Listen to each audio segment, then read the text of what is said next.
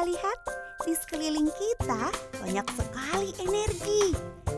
TV, lampu, kipas angin membutuhkan listrik untuk menyala.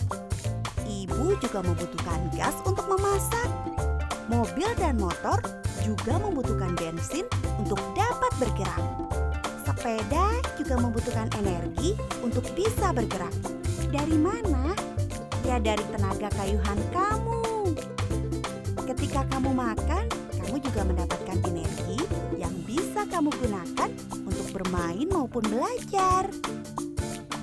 Seperti yang kamu lihat, energi sangat penting untuk kehidupan kita. Tapi tahukah kamu bahwa hampir semua sumber energi yang kita gunakan sekarang didapat dari bahan bakar fosil seperti batu bara, minyak bumi, dan gas alam. Jutaan tahun yang lalu, bahkan sebelum dinosaurus ada, di bumi terdapat makhluk hidup. Mereka menyerap sinar matahari dan menghasilkan energi lewat fotosintesis. Ketika mati, lalu mereka tertimbun ke dasar laut, dan energi tersebut masih tersimpan di dalam jasad mereka.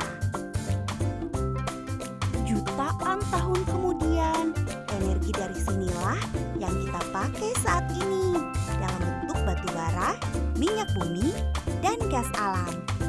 Pemakaian bahan bakar fosil ini punya dampak buruk bagi bumi kita karena akan menghasilkan polusi yang dapat mencemari udara, air, dan tanah kita.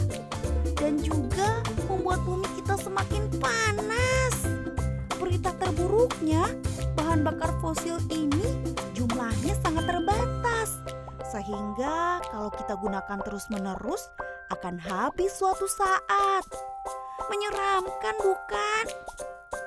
Untungnya sekarang sudah ada yang namanya sumber energi terbarukan, yaitu sumber energi yang tersedia dari alam dan dalam jangka waktu yang relatif panjang. Sehingga kita tidak perlu khawatir akan kehabisan.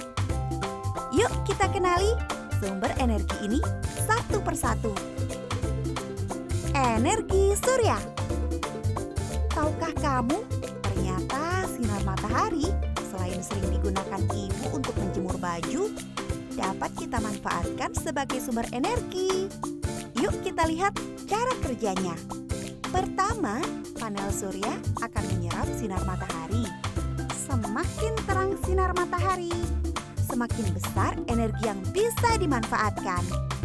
Lalu, sel-sel pada panel surya akan mengubah energi panas dari sinar matahari menjadi energi listrik.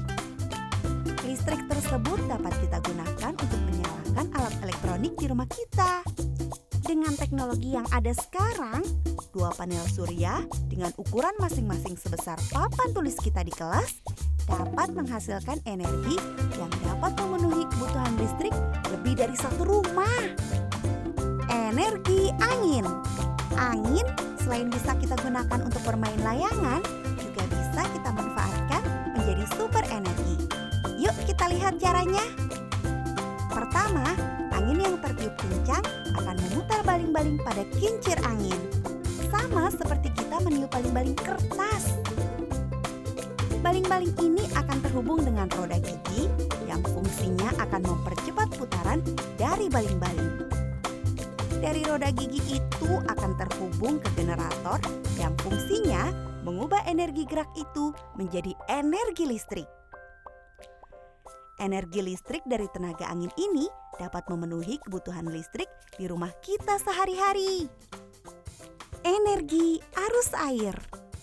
Di sungai, selain kita bisa bermain air dan berenang, ternyata juga bisa dimanfaatkan menjadi energi listrik. Gimana sih caranya? Energi dari arus air ini menggunakan tenaga air sebagai penggeraknya, seperti dari sungai atau danau. Arus air ini akan memutar kincir air. Kincir air ini akan terhubung ke generator yang fungsinya mengubah energi gerak itu menjadi energi listrik. Energi listrik dari tenaga air ini dapat digunakan untuk memenuhi kebutuhan listrik di rumah kita. Energi biomasa. Energi biomasa ini artinya energi yang bersumber dari makhluk hidup. Banyak sekali sumber energi biomasa ini.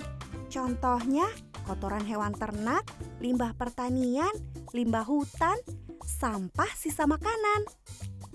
Kok bisa ya? Yuk kita lihat cara kerjanya. Pertama, kotoran hewan ternak, limbah pertanian, atau sampah sisa makanan tersebut dikumpulkan dalam sebuah tabung. Di dalam tabung tersebut terdapat bakteri yang akan menguraikan bahan-bahan tersebut menjadi gas metana.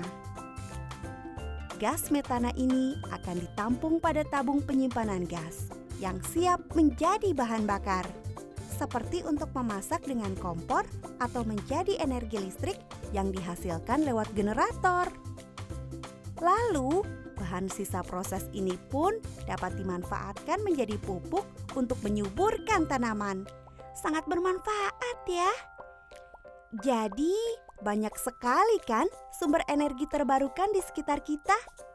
Jika kita bisa memanfaatkan semua itu dengan baik, bukan tidak mungkin di masa depan kita tidak lagi bergantung dengan energi dari bahan bakar fosil.